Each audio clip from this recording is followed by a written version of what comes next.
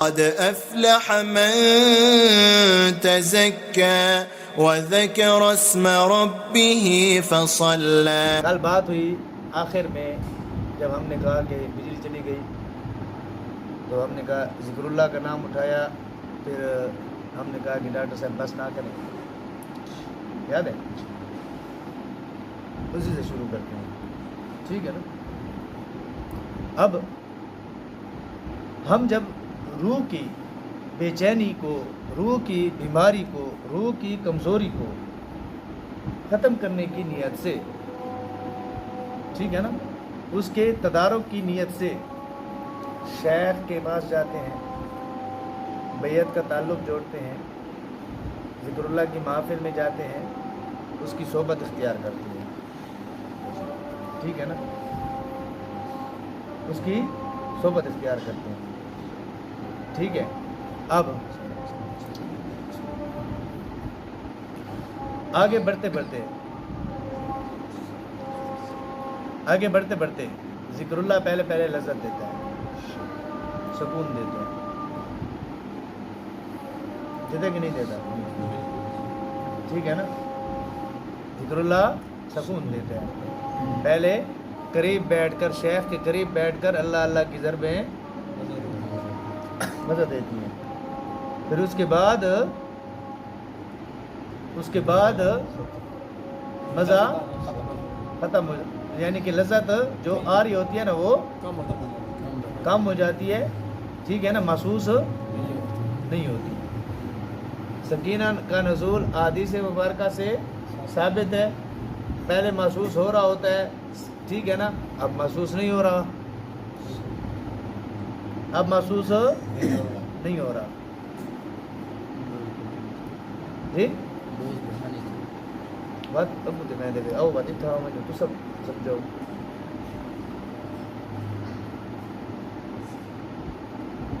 دوست تو اکیلے میں بڑھانی چاہیے شیخ کی اجازت سے، شیخ کے ساتھ میں عرض کر رہا ہوں کہ شیخ کے ساتھ محفل ذکر میں بیٹھ کر آپ کو اگر یہ نہیں ہو رہا، شیخ کی موجودگی میں آپ دوست بڑھائیں گے۔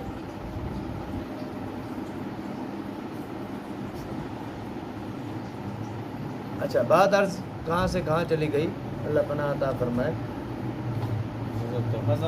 مزہ اور سکون کم شروع ہو جاتا ہے، یا اس سے آگے ذکر اللہ کے اندر شیخ کے ساتھ بیٹھے ہیں، ذکر اللہ میں بیٹھے ہیں، اللہ اللہ کر رہے ہیں، کبھی زبان ہلتی ہے، کبھی زبان سے نہیں کرتے، کبھی سو جاتے ہیں،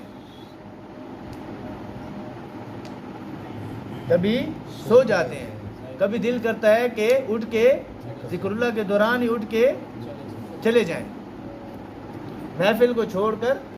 یہ تحدیث بے نعمت کے طور پر عرض کر رہا ہوں، ایسی باتیں ہیں آپ کو کتابوں میں نہیں ملے گی، ٹھیک ہے نا، اور یہ ہمارے حلقے کا ہمارا تجربہ ہوا ٹھہرا ہے، ٹھیک ہے نا، یہ ہمارے حلقے کا سارا میں آپ کو نچوڑ نکال کے دے رہا ہوں ابھی، اللہ کے فضل سے، اپنے مشائخ کی توجہات اور ان کی خصوصی فیض اور برکت سے انشاءاللہ تعالی، ٹھیک ہے نا۔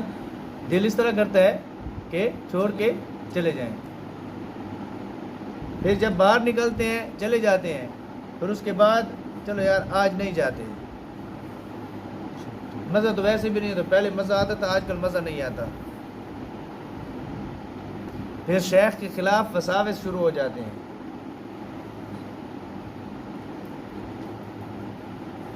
شیخ کے خلاف بدگمانی کے وساوس شروع ہو جاتے ہیں، ٹھیک ہے، پہلے ایک دن چھوڑا ایک دن گئے، پھر اس کے بعد 2 دن چھوڑا 1 دن گئے، پھر اس کے بعد ہفتے میں 1 دفعہ گئے، ٹھیک ہے، پھر اس کے بعد مہینے میں 2 چکر لگا لیے، پھر اس کے بعد 1 مہینہ پورا غائب ہو گئے، ہوتا ہے نا، اس طرح ہوا ہے، ٹھیک ہے نا، تسلیم کریں گے، نہیں تو پھر میں بندے اٹھا کے اس طرح لکھ کر دے دیتا ہوں، ہوتا ہے نا۔ اب اپنے اس پر آتے ہیں، یہ سب پروسیس یہ سب پروسیجر ہونے کی بنیاد کیا ہے؟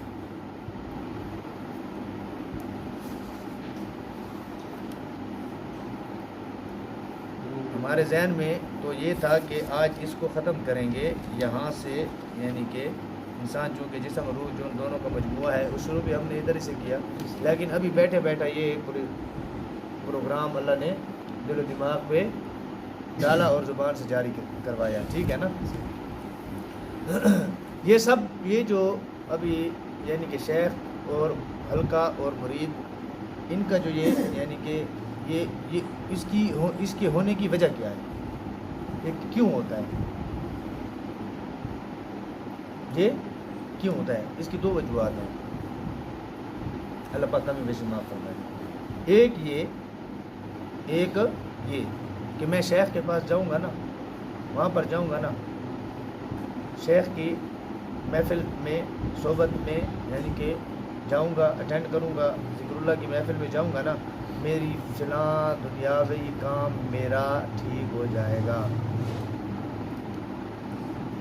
پہلا رخص،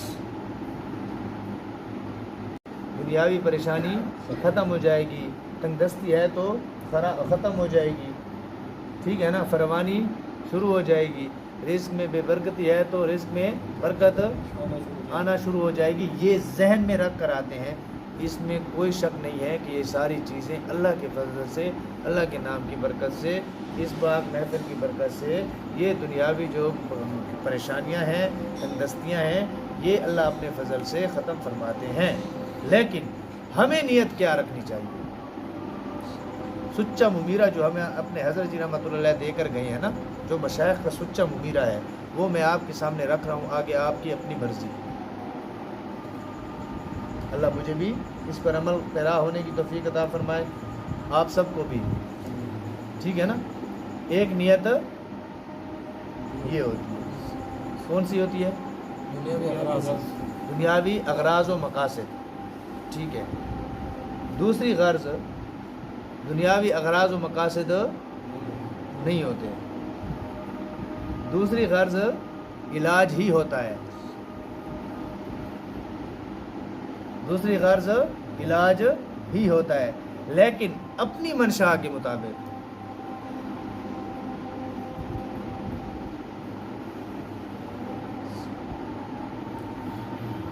نہیں سمجھ؟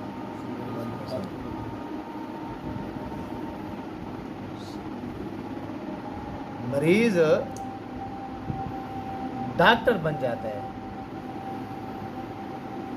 مرید اصلاح تو چاہتا ہے لیکن اپنی مرضی کے مطابق چاہتا ہے۔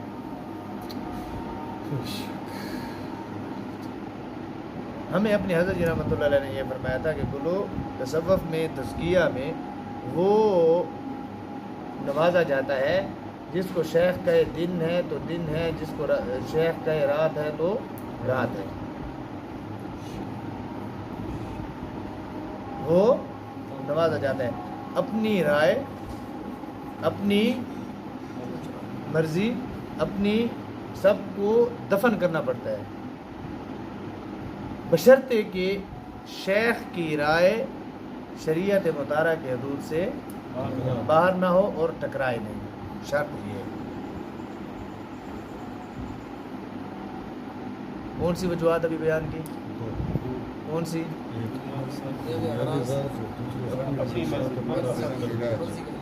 اپنی مرضی کے، ہم کسی کو کہتے ہیں نا کہ آپ اتنی تسبیحات کریں یا یہ ذکر فلاں ٹائم میں کریں، ٹھیک ہے نا، کہہ دیا۔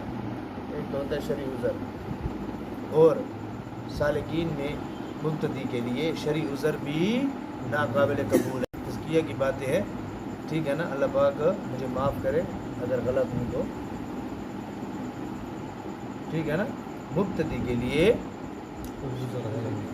عذر قبول نہیں ہے۔ مبتدی کس کو بولتے ہیں؟ ابتدائی، ابتدائی،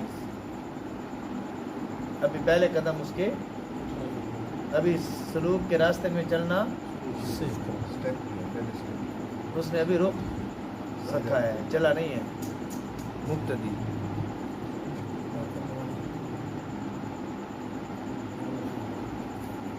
دو وجوہات ہوئیں. روحانی کون سی؟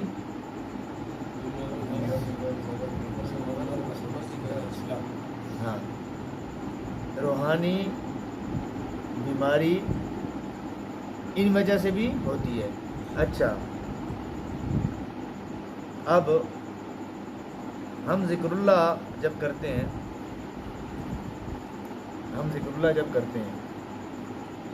ٹھیک ہے نا، تو انفرادی طور پر یا اجتماعی طور پر، اس میں ہماری اغراض مقاصد جو ہیں وہ غیر مقصود ہوتی ہیں.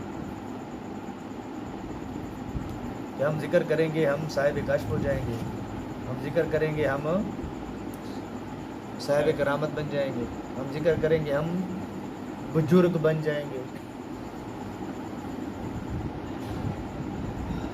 ہم ذکر کریں گے ہم مستجاب الدعوات بن جائیں گے، ہم ذکر کریں گے ہم لوگوں کی نگاہوں میں مقبول بن جائیں گے، لوگ ہم سے محبت کریں گے، ہمیں عزت احترام سے پیش آئیں گے.